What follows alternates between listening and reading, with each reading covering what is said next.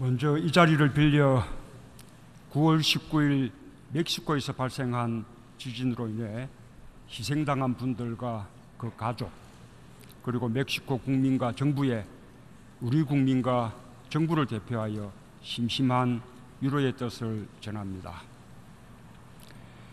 세계 평화와 안보에 기여해온 모든 유엔 회원국과 유엔 직원들에게 존경과 감사의 인사를 드립니다. 미로슬라프 라이짝 제72차 총회 의장의 취임을 축하합니다. 의장의 뛰어난 지도력으로 이번 유엔 총회가 더욱 의미 있는 성과를 거두기를 기대합니다.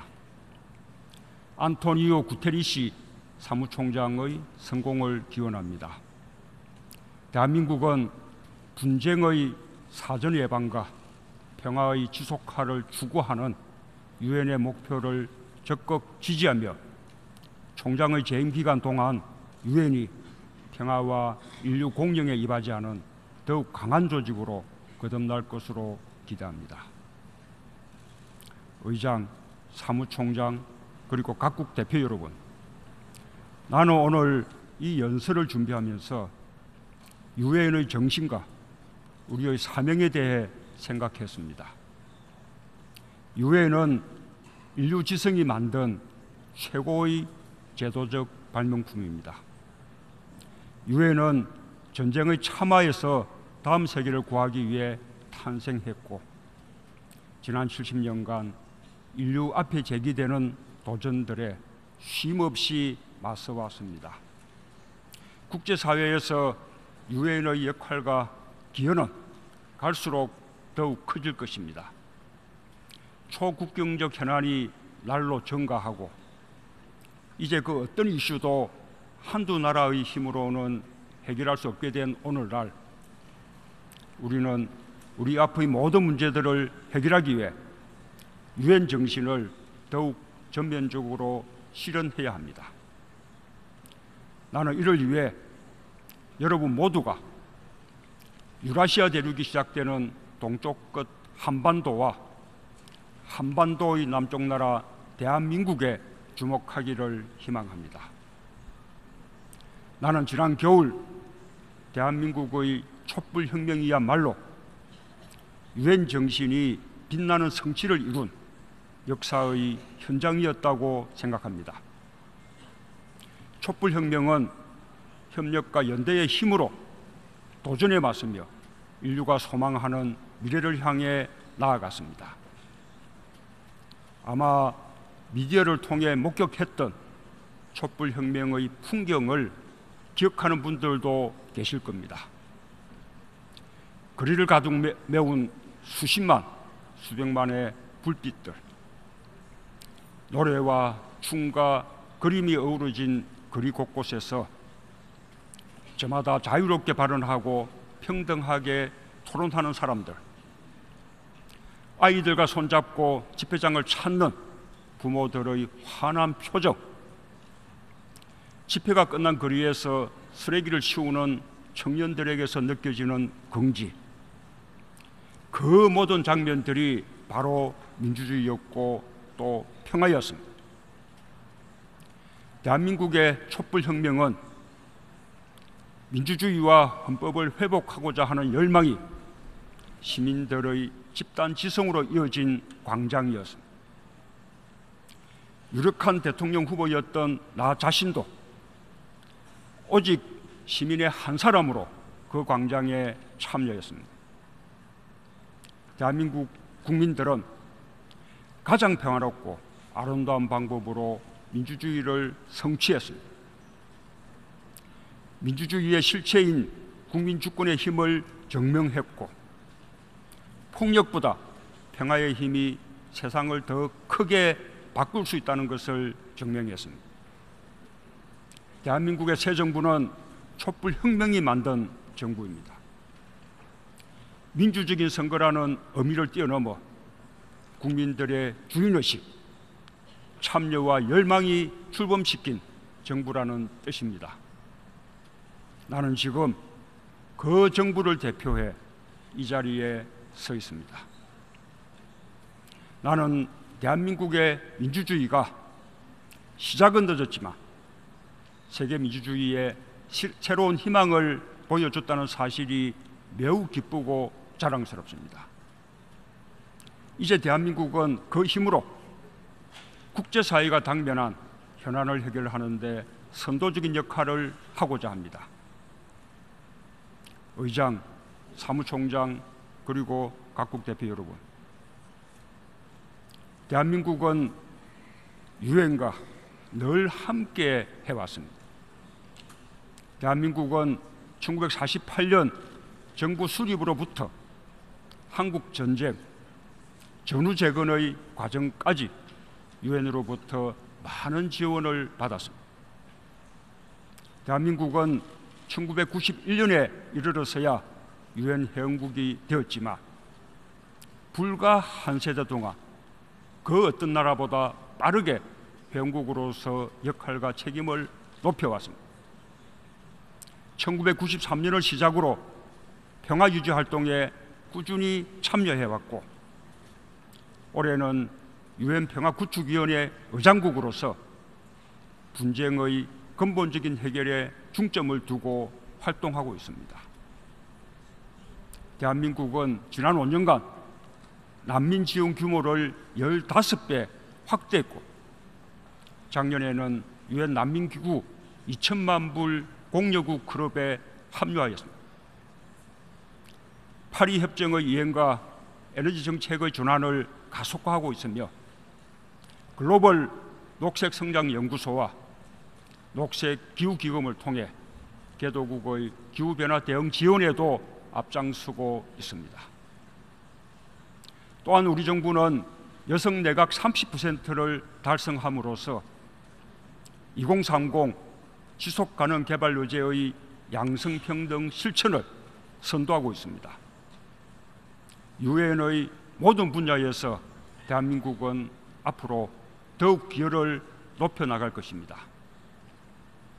특별히 나는 사람을 근본으로 라는 이번 유엔 총회의 주제가 대한민국의 새 정부의 국정 철학과 일치한다는 점을 매우 뜻깊게 생각합니다.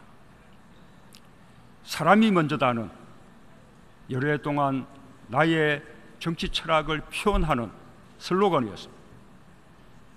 새 정부의 모든 정책의 중심에 사람이 있습니다. 지금 우리 정부는 성장을 저해하고 사회 통합을 해치는 경제 불평등 문제에 정면으로 맞서기 위해 경제 패러다임을 과감하게 전환하고 있습니다. 경제 정책의 중심을 국민과 가계의 소득 증가에 맞추고 일자리가 주도하는 성장, 모든 국민이 공정한 기회와 성장의 혜택을 누리는 경제를 추진하고 있습니다. 우리 정부는 이것을 사람 중심 경제라고 부릅니다.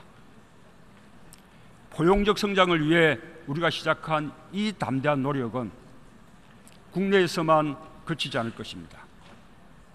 대한민국은 이러한 새로운 패러다임에 맞춰 개도국들의 지속 가능한 개발을 지원할 것입니다. 의장, 사무총장, 그리고 각국 대표 여러분,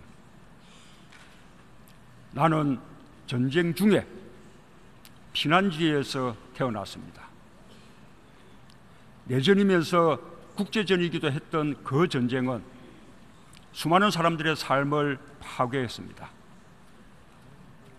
300만 명이 넘는 사람들이 목숨을 잃었고 목숨을 건진 사람들도 온전한 삶을 빼앗겼습니다. 내 아버지도 그 중에 한 사람이었습니다. 잠시 피난한다고만 생각했던 내 아버지는 끝내 고향에 돌아가지 못한 채 세상을 떠났습니다. 나 자신이 전쟁이 유린한 인권의 피해자인 이산가족입니다. 그 전쟁은 아직 완전히 끝나지 않았습니다. 세계적 냉전 구조의 산물이었던 그 전쟁은 냉전이 해체된 이후에도 정전협정이 체결되고 64년이 지난 지금에도 불안정한 정전체제와 동북아의 마지막 냉전 질서로 남아 있습니다. 북한 핵과 미사일 문제로 동북아의 긴장이 고조될수록 전쟁의 기억과 상처는 뚜렷해지고 평화를 갈망하는 심장은 고통스럽게 박동치는 곳, 그것이 2017년 9월 오늘의 한반도 대한민국입니다. 전쟁을 겪은 지구상 유일한 분단국가의 대통령인 나에게 평화는 삶의 소명이자 역사적 책무입니다. 나는 촛불혁명을 통해 전쟁과 갈등이 끊이지 않는 지구촌에 평화의 메시지를 던진 우리 국민들을 대표하고 있습니다. 또한 나에게는 인류 보편의 가치로서 온전한 일상이 보장되는 평화를 누릴 국민의 권리를 지켜야 할 의무가 있습니다. 바로 이런 이유로 나는 북한이 스스로 평화의 길을 선택할 수 있기를 바랍니다. 평화는 스스로 선택할 때 온전하고 지속 가능한 평화가 된다고 믿기 때문입니다. 나는 무엇보다 나의 이 같은 신념이 국제사회와 함께하고 있다는 점에 감사를 표합니다. 최근 북한은 국제사회의 일치된 요구와 경고에도 불구하고 기어이 6차 핵실험과 미사일 도발을 감행함으로써 우리 모두에게 말할 수 없는 실망과 분노를 안겼습니다. 북한 핵실험 후 우리 정부는 북한으로 하여금 도발을 중단하게 하고 대화의 테이블로 이끌어내기 위해 더욱 강력한 제재와 압박이 필요하다는 점을 주변국과 국제사회에 적극적으로 밝혀왔습니다. 나는 유엔 안보리가 유례 없이 신속하게 그리고 무엇보다도 만장일치로 이전의 결의보다 훨씬 더 강력한 내용으로 대북 제재를 결의한 것을 높이 평가합니다. 북한 핵과 한반도 문제에 대해 국제사회가 함께 분노하며 한 목소리로 대응하고 있음을 분명하게 보여주었습니다. 한반도 문제의 당사자로서 우리 정부의 입장에 대한 국제사회의 공감과 지지에 거듭 감사드립니다. 우리 정부와 국제사회는 북한이 유엔 현장의 의무와 약속을 정면으로 위반하고 있음에도 불구하고 북핵 문제를 평화적인 방법으로 해결하기 위해 온 힘을 다해 가능한 모든 노력을 다하고 있습니다. 북핵 문제의 평화적, 외교적, 정치적 해결 원칙을 적시한 유엔 안보리의 대북 제재 결의도 마찬가지입니다. 나는 세계 평화와 인류 공영을 위한 실천을 다짐하는 유엔 총회의 자리에서 다시 한번 북한과 국제사회에 천명합니다. 우리는 북한의 붕괴를 바라지 않습니다. 어떤 형태의 흡수 통일이나 인위적인 통일도 추구하지 않을 것입니다. 북한이 이제라도 역사의 바른 편에 서는 결단을 내린다면 우리는 국제사회와 함께 북한을 도울 준비가 되어 있습니다. 북한은 이 모든 움직일 수 없는 사실들을 하루빨리 인정해야 합니다. 스스로를 고립과 몰락으로 이끄는 무모한 선택을 즉각 중단하고 대화의 장으로 나와야 합니다. 나는 북한이 타국을 적대하는 정책을 버리고 핵무기를 검증 가능하게 그리고 불가역적으로 포기할 것을 촉구합니다. 국제사회의 노력도 더욱 강화되어야 합니다. 북한이 스스로 핵을 포기할 때까지 강도 높고 단호하게 대응해야 합니다. 모든 나라들이 안보리 결의를 철저하게 이행하고 북한이 추가 도발하면 상응하는 새로운 조치를 모색해야 합니다. 안정적으로 상황을 관리하는 것도 매우 중요합니다. 우리의 모든 노력은 전쟁을 막고 평화를 유지하기 위한 것입니다.